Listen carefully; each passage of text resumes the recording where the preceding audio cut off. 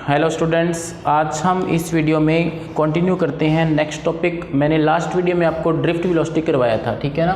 तो देखो, drift velocity का फॉर्मूला हमारे पास होता है E/m into tau, relaxation time. Clear है ना सबको? ये डेरिवेशन कर लेना इसकी अच्छी से। तो देखो, आज के टॉपिक में हम करते हैं रिलेशन बिटवीन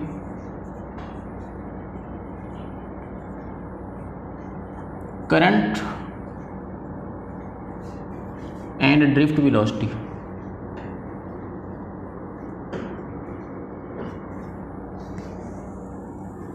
तो देखो, मेरे पास कोई कंडक्टर है, ये उसकी मैं लेंथ मान लेता हूँ L। उस कंडक्टर को मैंने किसी पोटेंशियल डिफरेंस से कनेक्ट किया, ठीक है। इसको ज्वाइन कर देंगे तो इस पोटेंशियल की वजह से करंट चलेगा और इलेक्ट्रिक फील्ड सेटअप होगा। तो इलेक्ट्रिक फील्ड की डायरेक्शन कहाँ से कहाँ तक होएगी? A से B तक। इलेक्ट्रॉन्स क्या करेंगे? Opposite to the direction of applied electric field move करना शुरू करेंगे एक पर्टिकुलर वेलोसिटी से, ठीक है। तो देखो, L क्या चीज़ है? Length of conductor. L is the length of conductor. A क्या होगा? एरिया ऑफ क्रॉस सेक्शन, ठीक है। जो हमने पोटेंशियल लगाया है उसकी वजह से जो इलेक्ट्रिक फील्ड है that is E equal to V/L। ये फॉर्मूला आता है यहाँ से E इक्वल टू -dV/dr। ये रिलेशन किया हुआ है सबने, तो इसको ध्यान रखना है तुमने। देखो, if n is the number of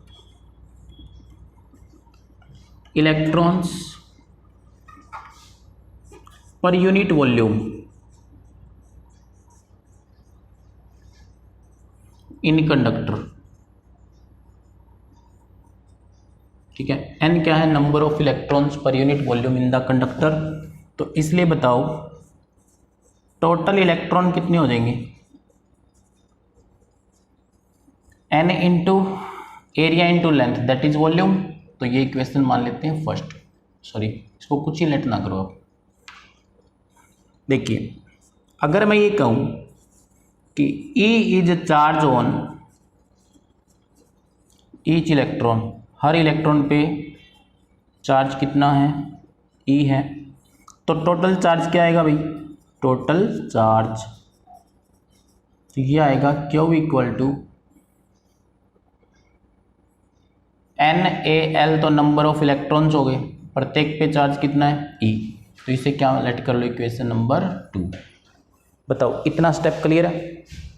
तो देखो, अगर मैं ये कहूँ कि एक इलेक्ट्रॉन एक एंड से दूसरे एंड जाने में L लेंथ को कवर करता है, तो टाइम टेकन कितना आ जाएगा? Time taken by electron to cover L length,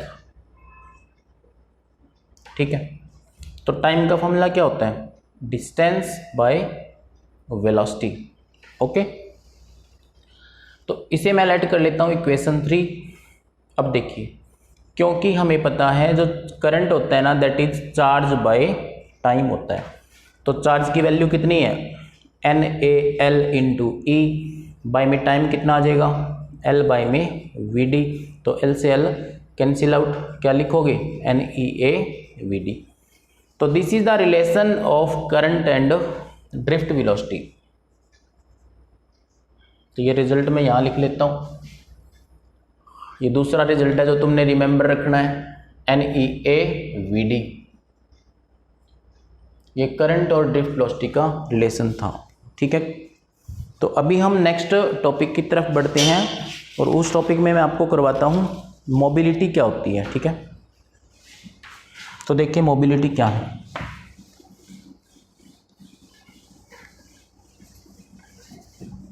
mobility का मीनिंग होता है मूवमेंट। देखो, नेक्स्ट टॉपिक मोबिलिटी। मोबिलिटी को हम डिनोट करते हैं म्यू से। It is the ratio of drift velocity, ratio of drift velocity to electric field. तो मोबिलिटी क्या होगा, ड्रिफ्ट वेलोसिटी बाय में इलेक्ट्रिक फील्ड। क्लियर है। बट देखो ड्रिफ्ट वेलोसिटी का फॉर्मूला क्या होता है, पुट कर देंगे तो म्यू इक्वल टू क्या आएगा,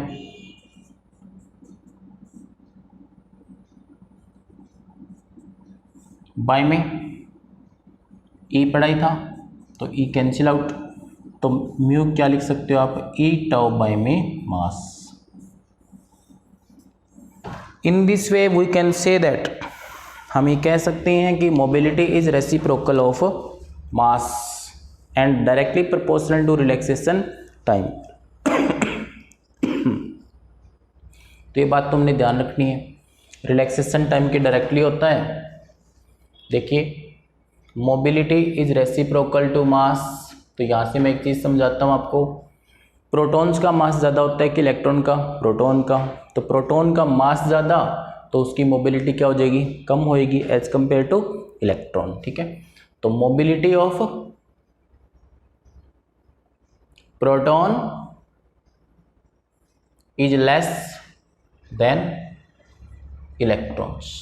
दूसरी बात, मोबिलिटी किसके डायरेक्टली होता है भाई, रिलैक्सेशन टाइम के। तो ये इंपॉर्टेंट बातें हैं, तुमने ध्यान रखनी है। ठीक है, now what is SI unit, metre second newton coulomb. तो metre per second per newton और coulomb, this is the SI unit of mobility. Okay, now dimensional formula क्या होता है मोबिलिटी का, देख लो वो भी। तो डायमेंशनल फॉर्मूला क्या होगा इसका, m-1 L0 T⁻²⁴ AHT। Clear है। तो ये मोबिलिटी का भी टॉपिक आपने अच्छे से करना है, ठीक है ना। अभी देखो आज की वीडियो का लास्ट टॉपिक हम करते हैं, करंट डेंसिटी क्या है।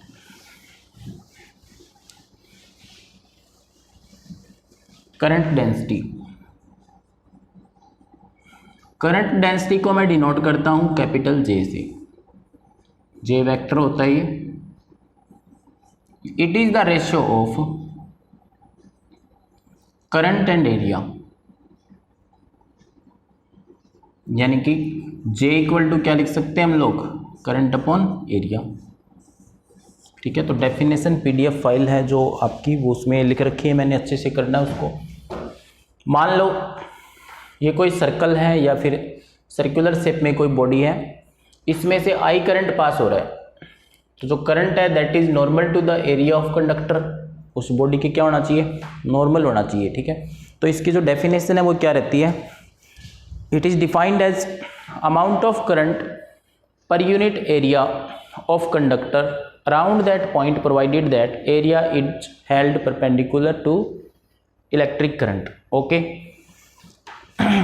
तो देखिए इसमें हम एक ऐसा केस स्टडी कर लेते हैं जिसमें एरिया ऑलरेडी 90 नहीं बढ़ा रहा, नॉर्मल नहीं है, मान लो ये टेढ़ा है थोड़ा सा। ठीक है, तो इलेक्ट्रिक करंट तो ऐसे पास हो रहा है, तो नॉर्मल जो होगा एरिया का, एरिया वेक्टर कहाँ होता है, नीचे की तरफ होता है, तो एरिया वेक्टर मान लो कि ए है। ठीक है, अब इस ए को रिजोल्व करते हैं दो पार्ट्स में, ये क्या हो जाएगा, ए कोस थीटा और ये वाला कंपोनेंट ए साइन थीटा।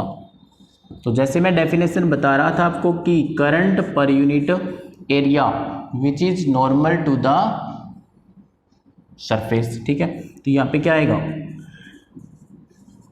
ए कोस थीटा, तो यहाँ से बताओ I इक्वल टू क्या लिखोगे, जे ए कोस थीटा। कोस थीटा को हटाएंगे तो क्या आएगा, जे डॉट ए। इस बात से ये सिद्ध होता है, ये प्रूफ होता है कि करंट इज द, या करंट वो होता है जो दो वेक्टर का क्या यहाँ पे डॉट प्रोडक्ट है, तो यहाँ पे क्या आएगा, एक स्केलर आएगा, क्या आ जाएगा, ये स्केलर। तो करंट क्या होती है, एक स्केलर क्वांटिटी होती है, बट आपने फिर भी रिमेंबर रखना है कि जो करंट डेंसिटी होती है that is a vector quantity.